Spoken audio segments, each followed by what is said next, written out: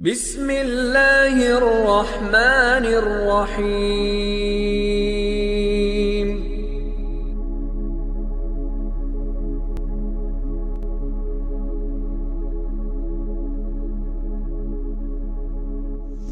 خدمت انسانیت کی روشن مثال، دکھی انسانیت کے مسیحا عبدالستار ایدی۔ لوگوں کے دلوں میں گھر کرنے والے عبدالستار ایدی نے زندگی کی رنگینیوں سے کنارہ کش ہو کر خود کو خدمت انسانیت کے عظیم مشن کی تکمیل کے لیے وقف کر رکھا تھا۔ در حقیقت ان کی شخصیت پر والدہ کی تربیت و مزاج کا گہرا اثر تھا۔ والدہ عبدالستار ایدی کو روزانہ 1 پیسہ کھانا کھانے کے لیے دیتی اور 1 پیسہ کسی دوسرے شخص کی مدد کے لیے۔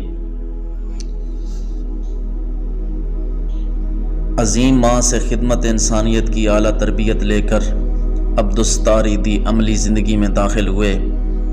ایدی نے رسمی تعلیم تو ہائی سکول تک بھی حاصل نہیں کی تھی، تاہم وہ کہتے تھے کہ دنیا کے غم میرے استاد اور دانائی و حکمت کا ذریعہ رہے ہیں۔ 1951 میں انہوں نے ذاتی دکان میں ایک ڈاکٹر کی مدد سے مختصر شفا خانہ کھولا۔ ان کے ایک دوست نے اس کام میں ان کی مدد کی۔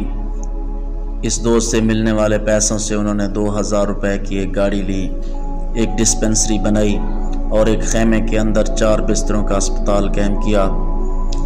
ایدی اپنی ایمبولینس میں دن بھر شہر کا چکر لگاتے اور جب بھی کسی ضرورت مند یا زخمی شخص کو دیکھتے اسے فوراً امدادی مرکز لے جاتے۔ باقاعدہ ایدی فاؤنڈیشن کا آغاز 1957 میں اس وقت ہوا جب کراچی میں بڑے پیمانے پر زکام فلو کی وبا پھیلی، اور اس موقع پر ایدی صاحب نے مخیر حضرات کی مدد سے کراچی کے قرب و جوار میں مفت طبی کیمپ لگوائے۔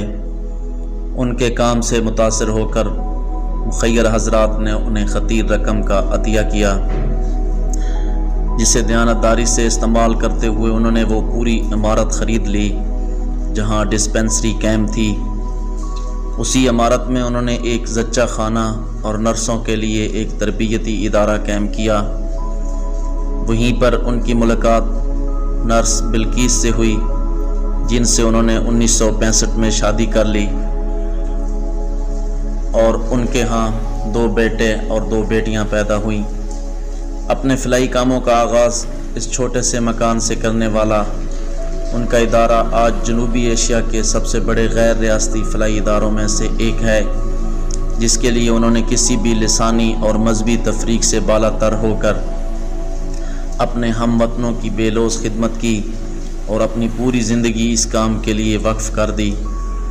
ایدی بذات خود ایک ایسا ادارہ تھے جو کہ ملک کے پسماندہ طبقے کے لیے کام کرتا تھا۔ انہوں نے مشکل وقت بھی دیکھا، ان کو سیاسی معاملات میں بھی استعمال کرنے کی کوشش کی گئی، اور ناکام ہونے پر ان کو انتقام کا نشانہ بھی بنایا گیا، جس پر ان کو کچھ عرصے پاکستان سے باہر بھی رہنا پڑا، لیکن انہوں نے اپنے مشن خدمت انسانیت کو جاری رکھا۔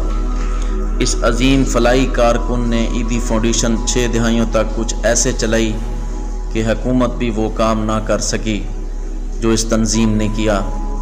بلا شبہ ایدی فاؤنڈیشن نے نہ صرف پاکستان بلکہ برصغیر میں فلاحی کام کو ایک انقلابی شکل دی۔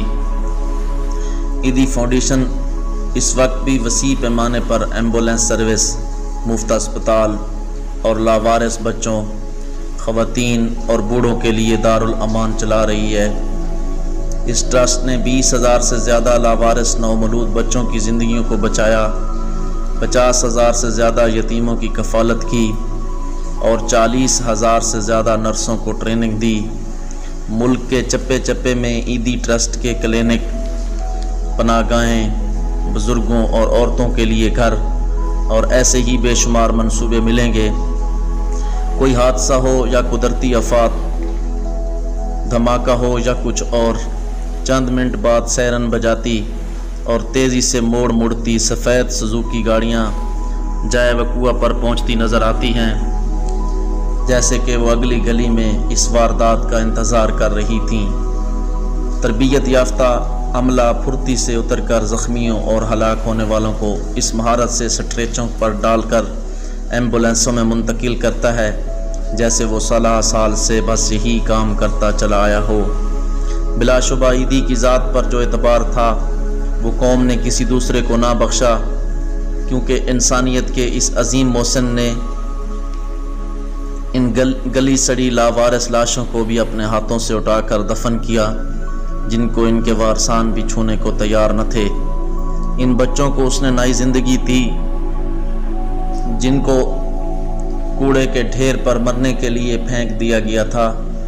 بے شمار یتیم اور بے سہارا ان کے صدقے ایک نئی زندگی پا گئے۔ انسانیت کی بے لوث خدمت میں عالمی شہرت حاصل کرنے کے باوجود پاکستان کے اکثر سیاستدانوں اور انسانی حقوق کے کارکنوں کے برعکس عبدالستار عیدی نے سادگی سے زندگی گزاری، اور یہی وجہ ہے کہ عوام نے ان پر محبت اور چندوں کی بارش کی۔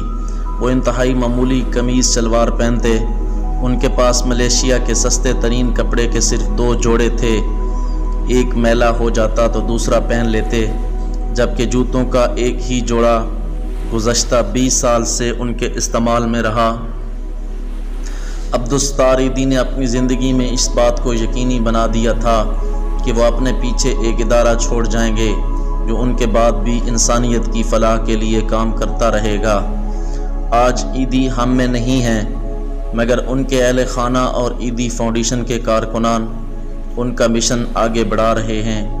یہ موت کے بعد امر ہو جانے کی ایک علامت ہے۔ آج عیدی صاحب تو ہم میں نہیں، مگر ان کی عظیم خدمات کی بدولت ان کا نام پاکستان میں ہمیشہ زندہ رہے گا۔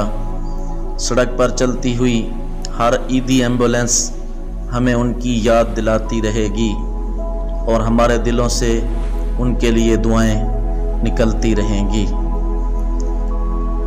مزید تاریخی، اسلامی، سیاسی اور معلوماتی ویڈیوز کے لیے ہمارے چینل کو سبسکرائب کریں اور اپنی رائے کا اظہار کمنٹ باکس میں کریں۔ شکریہ۔